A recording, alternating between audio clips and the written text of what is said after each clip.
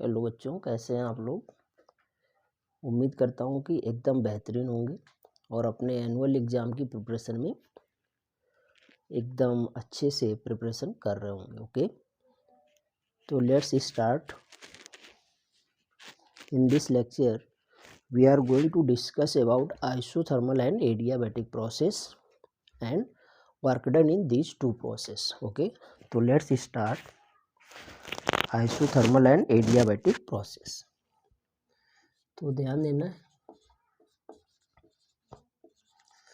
Isothermal and adiabatic process.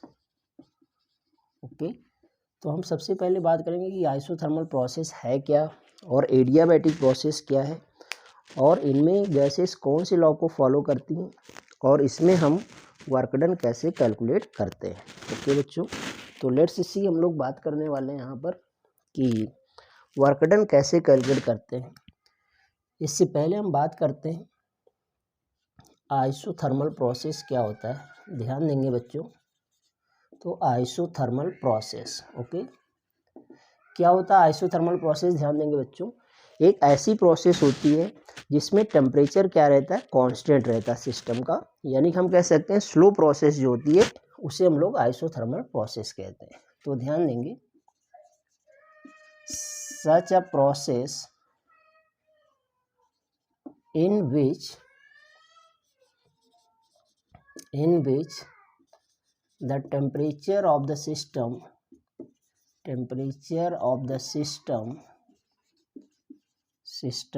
remains constant, that is, which occurs slowly is called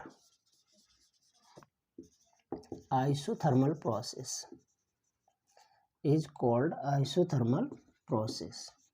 क्या कहलाता है, isothermal process कहलाता है। क्लियर, दैट इज हम कह सकते हैं इस प्रोसेस में टेम्परेचर क्या रहता है, कांस्टेंट रहता है। Got this. और ध्यान देना बच्चों, इन दिस प्रोसेस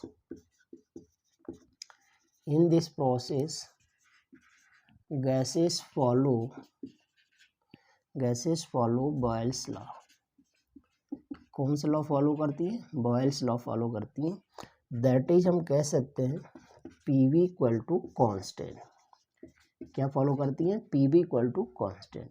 तो न्यूमेरिकल पर्पज से देखा जाए तो P1 V1 इक्वल टू क्या हो जाता है बच्चों, P2 V2। इस पर न्यूमेरिकल्स लगेंगे।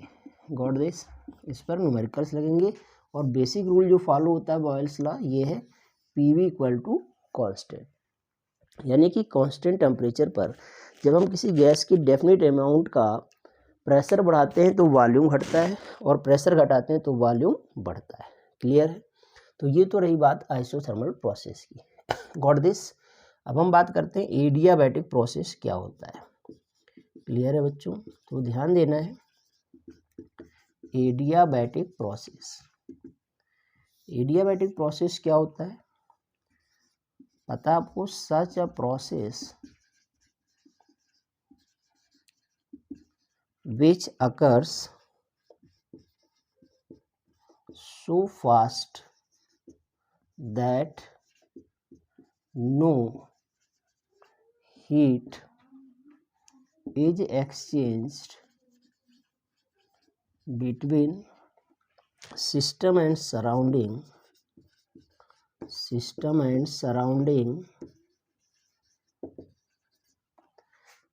is called adiabatic process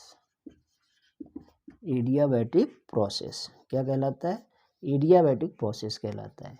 also known as quick process, quick या फास्ट प्रोसेस भी कहलाता है।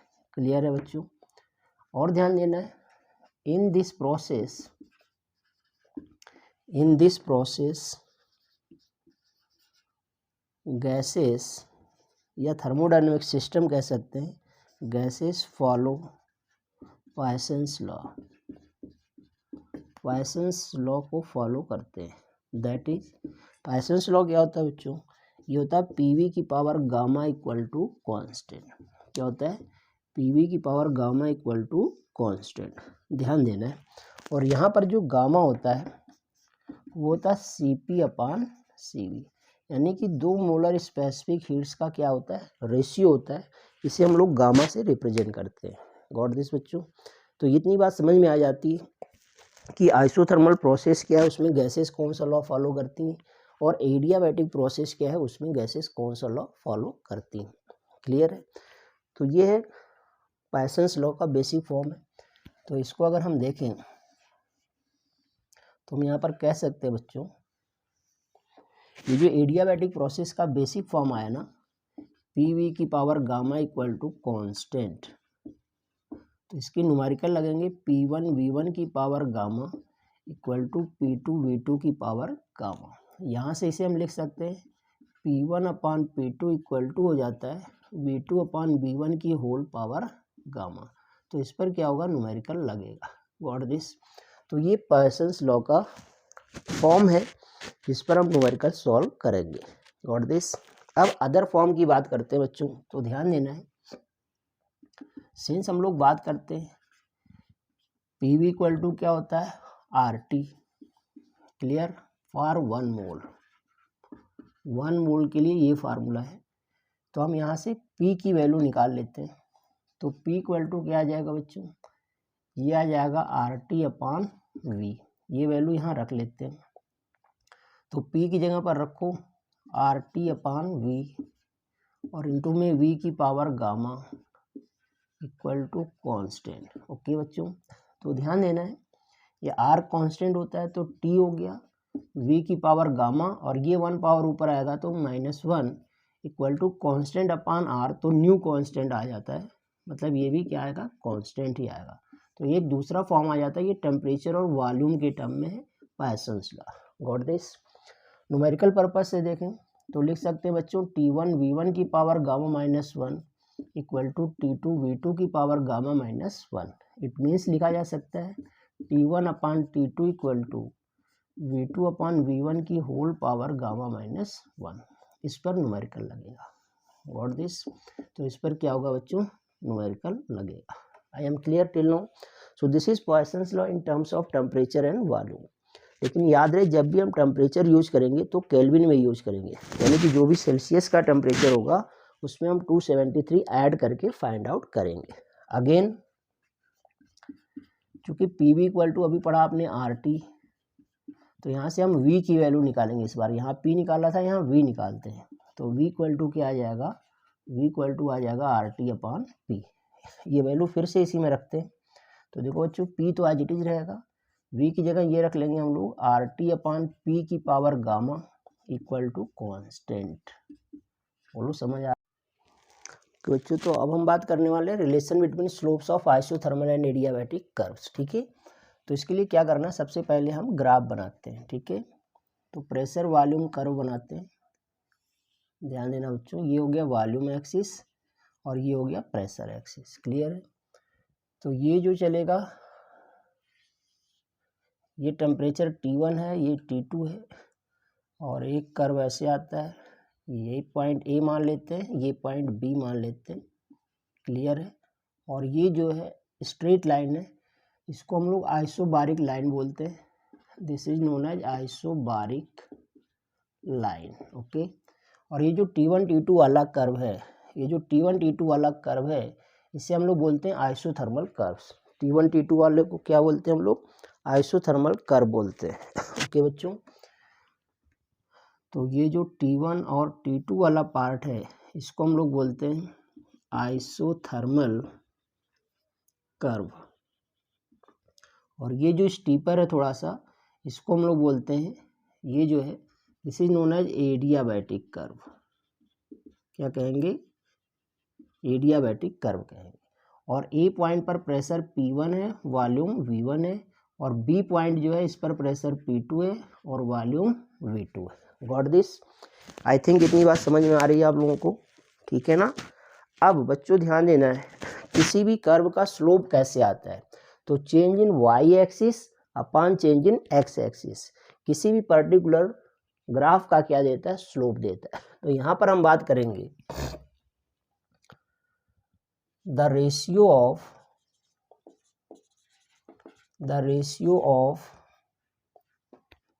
The change in y axis to the change in x axis is called slope of that curve। उस curve का slope कहलाता है। That is, अगर हम यहाँ पर बात करें slope of pressure volume curve, अगर हम इस कर्व के स्लोप की बात करें बच्चों, तो यह आएगा चेंज इन वाई एक्सिस यानी कि delta P upon change in x axis यानी कि डेल्टा वी। जिसे हम ऐसे भी लिख सकते हैं dp अपान dv भी लिख सकते हैं। सो this is the basic form of formula for slope of pressure volume curve. Pressure volume curve के स्लोप का ये बेसिक फार्मूला आ गया। अब ये चीज़ एक बार हम आइसोथर्मल कर्व के लिए अप्लाई करेंगे, एक बार एडियाबैटिक कर्व के लिए अप्लाई करेंगे, ठीक है। तो हम बात करते हैं बच्चों यहाँ पर for isothermal curve. Isothermal curve के लिए चूंकि गैसेस किस लॉ को फॉलो करती हैं, बायल्स लॉ को, यानी कि पीवी इक्वल टू क्या है, कांस्टेंट है। तो इसको डिफरेंशिएट करते हैं तो देखो क्या आएगा बच्चों, दो फंक्शंस हैं, फर्स्ट फंक्शन सेकंड फंक्शन। तो फर्स्ट फंक्शन सेकंड का डिफरेंशिएशन, ठीक है, प्लस सेकंड फंक्शन फर्स्ट का डिफरेंशिएशन लगाएंगे। तो फर्स्ट फंक्शन हो गया p इंटू सेकेंड का differentiation dv plus second function into first का डिफरेंशिएशन इक्वल टू कांस्टेंट का डिफरेंशिएशन क्या हो जाता है, 0। क्लियर है बच्चों। तो यहाँ से हम लिख पाएंगे इम्प्लाइज दैट क्या मिल जाएगा, V D P equal to minus का पी डी वी मिलेगा, ठीक है। तो यहाँ से आप ध्यान देंगे कि अपन को बच्चों यहाँ से D P upon D V क्या मिलने वाला है, तो हम गौर करेंगे तो D P upon D V मिल जाएगा बच्चों माइनस का पी अपान वी। लेकिन हम ये चीज़ निकालेंगे एट पॉइंट ए। तो एट पॉइंट ए की जब हम बात करेंगे तो हम प्रेशर को P1 लिखेंगे और वॉल्यूम को V1 लिखेंगे, और dP अपान dV क्या है, स्लोप है। dP अपान dV ये आइसोथर्मल कर्व का स्लोप दे रहा है, और ये मिल रहा minus P1 upon V1। Let this be question number 1। ये अपने आपको मिल गया स्लोप ऑफ आइसोथर्मल कर्व मिल गया। अब इसी तरह से हम फाइंड आउट करेंगे स्लोप ऑफ एडियाबैटिक कर्व, फिर दोनों का म्यूचुअल रिलेशन फाइंड आउट करेंगे। ओके बच्चों, तो लेट्स सी। अब हम बात करेंगे बट फॉर एडियाबैटिक कर्व में गैसेस पाइसन्स लॉ को फॉलो करती हैं। पीवी की power gamma equal to constant के कर लेते हैं, पीवी इक्वल टू कांस्टेंट के कर लिया हमने, इसको फॉलो करती हैं। यहाँ पर भी हम वही फार्मूला लगाने वाले हैं, फर्स्ट फंक्शन सेकेंड का डिफरेंशिएशन। तो फर्स्ट फंक्शन हो गया p, सेकेंड का डिफरेंशिएशन हो जाएगा गामा v की पावर गामा माइनस 1 dv और प्लस v की power gamma dp equal to constant का डिफरेंशिएशन हो गया 0। तो यहाँ से हम लिख पाएंगे बच्चों, देखो क्या लिख पाएंगे, इसको एज इट इज रखते हैं, v की power gamma dp equal to उधर जाएगा माइनस गामा पी वी की पावर गामा माइनस 1 dv। तो dv को नीचे लाते हैं तो dp upon dv equal to मिल जाएगा माइनस गामा पी वी की power gamma minus 1 upon v की पावर गामा। ओके बच्चों, तो इसको हम नीचे लाते हैं तो इक्वल टू मिल जाएगा minus gamma p as it is रखते हैं, और देखो v की पावर गामा है, आके माइनस गामा प्लस 1 हो जाएगा, तो केवल v बचेगा, यानी कि ये बचेगा। अब अगर हम बात करें एट पॉइंट ए, तो हम क्या करेंगे, p को p1 v को v1 रख देंगे, और ये dp upon dv as it is रहेगा, dp अपान dv, और ये हमें मिल रहा है एडियाबैटिक कर्व का slope equal to minus gamma times ये आ जाएगा p1 upon v1। Let this be question number 2। तो ये आ गया बच्चों एडियाबैटिक कर्व का स्लोप मिल जाता अपन को इक्वेशन 2 के माध्यम से। अब हम क्या करेंगे, इक्वेशन 1 और 2 को इंटर रिलेट कर लेते हैं। क्या करते हैं, इंटर रिलेट कर लेते हैं। तो हम यहाँ पर लिखते हैं अब now by equations first and second, in दोनों इक्वेशंस के माध्यम से देखो बच्चे, अगर हम यहाँ P1 V1 को अलग कर लें, माइनस P1 V1 को अलग कर लें, तो माइनस P1 V1 की जगह पर क्या लिख सकते हो, स्लोप ऑफ आइसोथर्मल कर्व। तो हम यहाँ पर डायरेक्ट लिखने वाले हैं, क्या लिखने वाले हैं, ध्यान से समझेंगे। अपन को मिलेगा dP/dV एडियाबैटिक इक्वल टू मिल जाएगा गामा टाइम्स, ये मिलेगा प्यारे बच्चों dP/dV आइसोथर्मल। यानी कि यहाँ से पता चल गया कि जो स्लोप ऑफ एडियाबैटिक कर्व है, ठीक है, वो gamma time slope of isothermal curve है। तो इसको ऐसे भी लिख सकते हो बच्चों, ये dP/dV क्या है, स्लोप है किसका, एडियाबैटिक कर्व का, इक्वल टू आ जाता gamma times slope of isothermal curve. Clear है। तो इस बात का ध्यान रखना है, बहुत ही इंपॉर्टेंट क्वेश्चन है और पूछा जाता है। तो ग्राफ बना करके इतना पूरा हम डेराइव कर लेंगे, गॉट दिस। तो आई थिंक इतनी बात समझ में आ जाती है प्यारे बच्चों। तो यहाँ तक का कंसेप्ट ये आपका क्लियर हो जाता है। इसके आगे इसी में आगे हम डिस्कस करने वाले हैं work done in isothermal and adiabatic process. ठीक है, these two topics are very important in point of view regarding this chapter. Okay बच्चों, तो आइए बात करते हैं अब work done in isothermal and adiabatic process कैसे कैलकुलेट करेंगे, लेट्स सी। तो बच्चों, तो अब हम डिस्कस करने वाले हैं work done in isothermal process. क्या करते हैं, लेट कर लिया कि एक मोल गैस है जिसका वॉल्यूम V1 से V2 हम जो है आइसोथर्मली इंक्रीज कर रहे हैं, चेंज कर रहे हैं। तो ऐसे में हम क्या करेंगे, dW निकालेंगे PdV, बट हम जानते हैं 1 मोल गैस के लिए PV इक्वल टू RT होता है, तो P इक्वल टू RT/V हो जाता है। यहाँ पर dW इक्वल टू P की जगह वैल्यू रख दी मैंने, ये आ गया।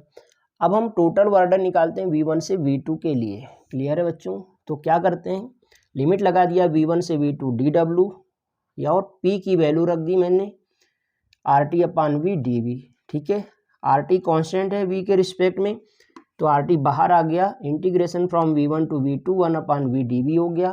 तो RT times log V on base ही आ गया V1 से V2। क्लियर है, ये सॉल्व कर लिया तो ये आ गया। ये नेचुरल लॉगरिथमिक होता है जिसका बेस ई होता है। इसे सिंपल लॉगरिथमिक बदलने के लिए यानी कि बेस 10 में कन्वर्ट करने के लिए 2.3026 से मल्टीप्लाई करना होता है। तो ध्यान देंगे, since log x on base e equal to होता है 2.3026 लॉग x बेस 10 हो जाता है। तो ऐसे में इसको क्या लिख पाएंगे हम, वर्क डन इक्वल टू हो गया बच्चों RT log V2/V1 on base 10 हो गया। और इसमें चलो अभी बेस ई लिखते हैं, फिर बदल कर यहाँ पर लिखते हैं 2.3026 हो गया, और लॉग V2/V1 ऑन बेस 10 अब आ जाता है। सो this is the work done. Okay बच्चों, ये वर्क डन जो आ रहा है ये वॉल्यूम के टर्म में आ रहा है। किसके टर्म में आ रहा है प्यारे बच्चों, ये वॉल्यूम के टर्म में आ रहा है। इसको हम प्रेशर के टर्म में भी ला सकते हैं। क्लियर, कैसे ला सकते हैं, ध्यान देना है। चूंकि P1 V1 equal to P2 V2 है, तो आप देखेंगे V2/V1 को लिख सकते हैं P1/P2। तो ऐसे में वर्क डन आ जाएगा W इक्वल टू 2.3026 और ये साथ में RT भी चल रहा है, ध्यान देंगे RT। तो यहाँ पर आ जाएगा RT और आ जाएगा बच्चों लॉग P1/P2 हो जाएगा ऑन बेस 10 हो जाएगा। ओके, तो ये ध्यान देना है, ये work done in isothermal process आ जाता है। गॉट दिस, आई थिंक यहाँ तक बात समझ आ गया बच्चों। तो प्रेशर के टर्म में भी पता है और वॉल्यूम के टर्म में भी पता है। क्लियर है। अब हम यहीं पर बात करेंगे वर्क डन इन एडियाबैटिक प्रोसेस। तो अच्छे से समझेंगे, हम बात करने वाले बच्चों अब वर्क डन इन एडियाबैटिक प्रोसेस, वर्क डन इन एडियाबैटिक प्रोसेस। ओके, तो लेट्स सी। तो हम लिखते हैं सिंस, यहां पर भी हम वही बात करेंगे, let there be 1 mole of gas whose volume, जिसका volume is changed from V1 to V2 suddenly का मतलब हो गया एडियाबैटिक प्रोसेस। ओके, तो जब एडियाबैटिक प्रोसेस हो गया तो हम निकालेंगे पहले small work done, dW equal to क्या होता है PdV। क्लियर है बच्चों? बट आपको पता है एडियाबैटिक प्रोसेस में गैसेस पाइसन्स लॉ को फॉलो करती है, तो यहाँ से हम P इक्वल टू क्या पा जाएंगे K/V की पावर गामा। तो यहाँ पर वैल्यू रख लेते हैं, dW इक्वल टू आ जाएगा बच्चों K/V की पावर गामा dV, यानी कि ये लिख सकते हैं KV की पावर माइनस गामा dV आ गया। अब हम टोटल वर्क निकालते हैं। Now total work done from V1 to V2, देखो क्या आ जाएगा, W equal to integration from V1 to V2 dW, यानी कि integration from V1 to V2 ये आ जाएगा बच्चों KV की पावर माइनस गामा dV। तो W इक्वल टू कॉन्स्टेंट हम K को किया बाहर, integration from V1 to V2 हो गया, V की पावर माइनस गामा dV हो गया, K एज इट इज रखा। देखो x की पावर n का इंटीग्रेशन होता है x की power n+1 whole upon n+1, तो ये हो जाएगा V की power minus gamma +1 upon minus gamma +1, limit लगा दिया V1 से V2। ठीक है बच्चों, तो W इक्वल टू K अपान में ले आया 1 माइनस गामा, और यहाँ पर देखो अपर लिमिट लगाओगे तो V2 की power minus gamma +1 overall minus V1 की पावर माइनस गामा +1। ठीक है बच्चों, अब हम K को ले चलते हैं अंदर, W equal to 1/1 minus gamma, और इंटू में आ जाएगा देखो K V2 की power gamma -1 minus K V1 की पावर माइनस गामा +1। क्लियर है बच्चों?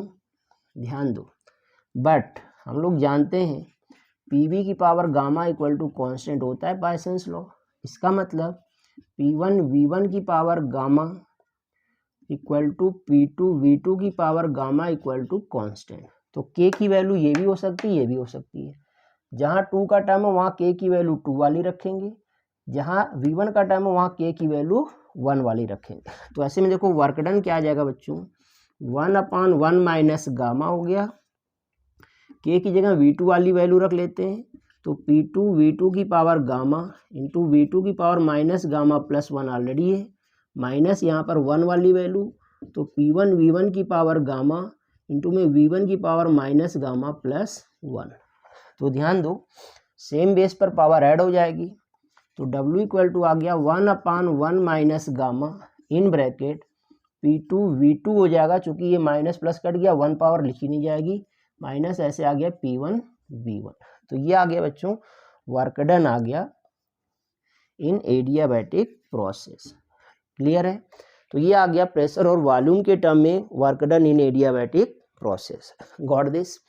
तो आज के लेक्चर में इतना ही, इसके आगे मिलते हैं नेक्स्ट लेक्चर में, आगे की बात करेंगे। Thank you for watching. Okay.